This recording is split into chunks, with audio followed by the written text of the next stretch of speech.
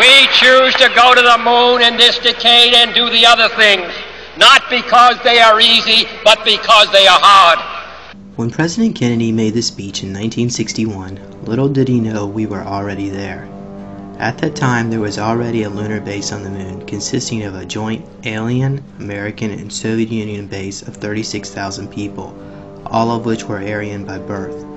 This massive facility located under the Jules Verne crater was operated by a group within the NSA known as Blue Moon. Then on May 22, 1962, a secret space probe landed on Mars which confirmed life could be supported. Soon after, a colony of over 500,000 occupants was constructed below the Martian surface.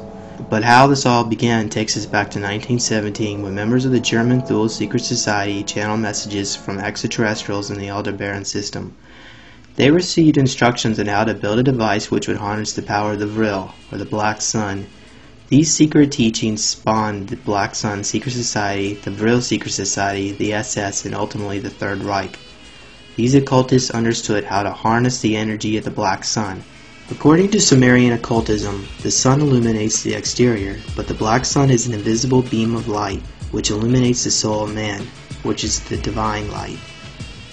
They all understood the coming of the golden age of humanity was at hand, and the changeover from the age of Pisces to the age of Aquarius. When Adolf Hitler learned of these secret teachings, he realized the world would have to change to make way for the new age. His version of a Third Reich drawed on leaders from these secret societies with their emblem being the Black Sun. Together these occultists became obsessed with building a prototype flying saucer powered by the energy of the Black Sun. By the end of the Second World War, Germany was in possession of a secret weapon which resembled a UFO. Known as the Vril and Hanabu 2, these crafts could travel at Mach 12. When rumors of these technologies began leaking out of Germany, the Allied forces became worried. According to Vladimir Turisky, the Bulgarian-born engineer and physicist, these crafts would launch from a secret base in Antarctica and then would travel to a small lunar outpost on the moon. But even more incredible, he revealed that the Nazis landed on Mars in mid-January 1946 after an 8 months of heavy flight with a basically volunteer suicide crew of Germans and Japanese and a giant 230-foot diameter dreadnought, again running on free energy, basically the Hans Kohler converters of gravity energy into the electromagnetic energy of the flight.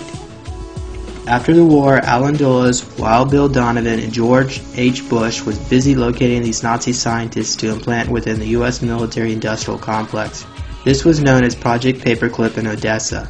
Once firmly implanted, they continued their secret experiments under the watchful eye of the American military. In 1947, with the crash at Roswell, New Mexico, President Truman created a secret study group to investigate the alien presence. This eventually became known as Majority 12, not Majestic 12 as the Hope documents analyzed by Stanton Friedman suggest. In 1954, President Dwight Eisenhower consulted with his friend Nelson Rockefeller about how to deal with the alien issue. Rockefeller suggested he set up a think tank to investigate the issue.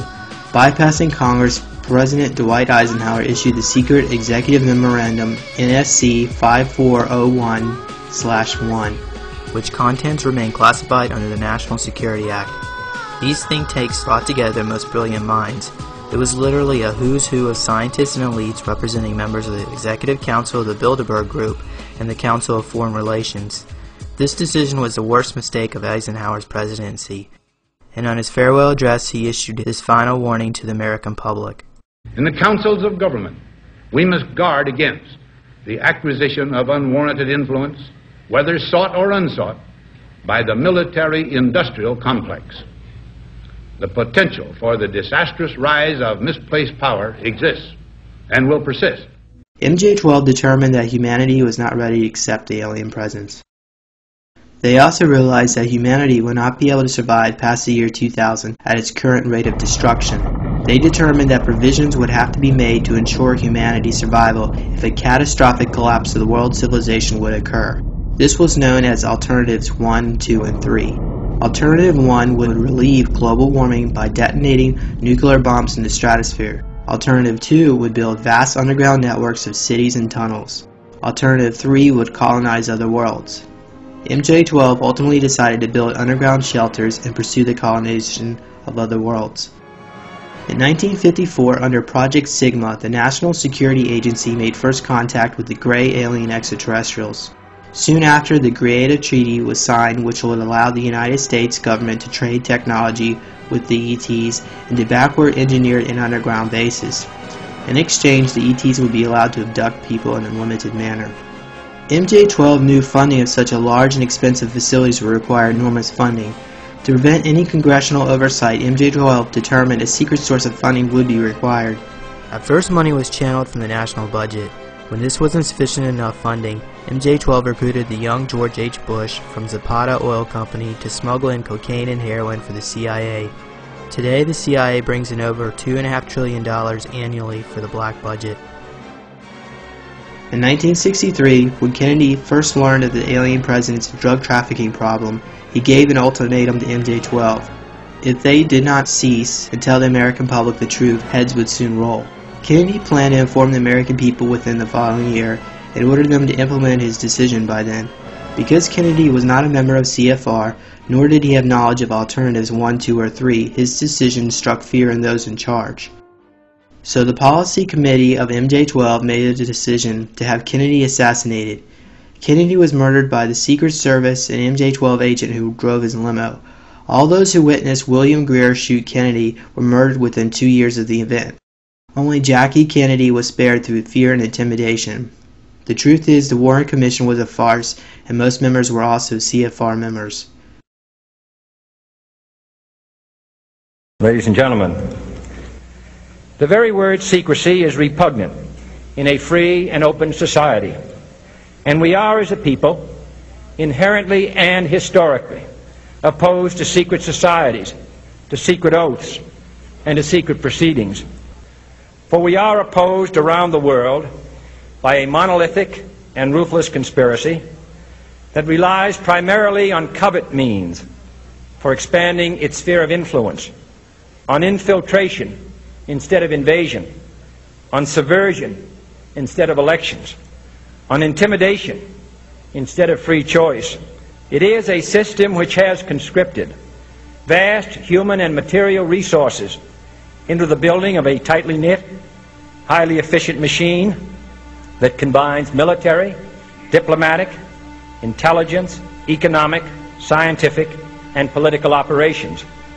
Its preparations are concealed, not published. Its mistakes are buried, not headlined. Its dissenters are silenced, not praised. No expenditure is questioned, no secret is revealed. That is why the Athenian lawmaker Solon decreed it a crime for any citizen to shrink from controversy. I am asking your help in the tremendous task of informing and alerting the American people, confident that with your help, man will be what he was born to be, free and independent.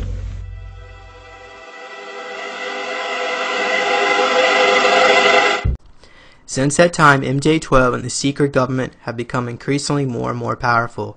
America was given a space program, but NASA was for public relations only. The real space program was still being operated covertly by the military. Then in 1972, the secret space program was reorganized under the CIA and is known as CSS, or the U.S. Central Security Service.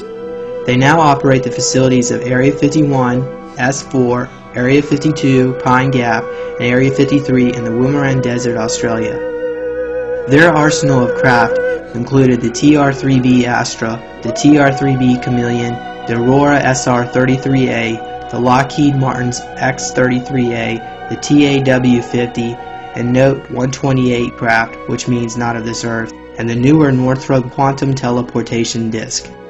The older crafts could travel in speeds of Mach 50 and above. Using quantum entanglement, the newer quantum teleportation disk is known to teleport instantly anywhere in the world and has cloaking capabilities. These disks are used for covert military abductions and chipping of individuals who know too much. In UFO lore, this is known as a ME lab, or military abduction. The good news is, today there is a covert war going on between the CSS crafts and the Russian Federation cosmospheres. In addition to that, the Galactic Federation of Light is also working to contain and neutralize the problem. Soon the Khazarian Zionist Bolshevik plot to create a new world order will be no more.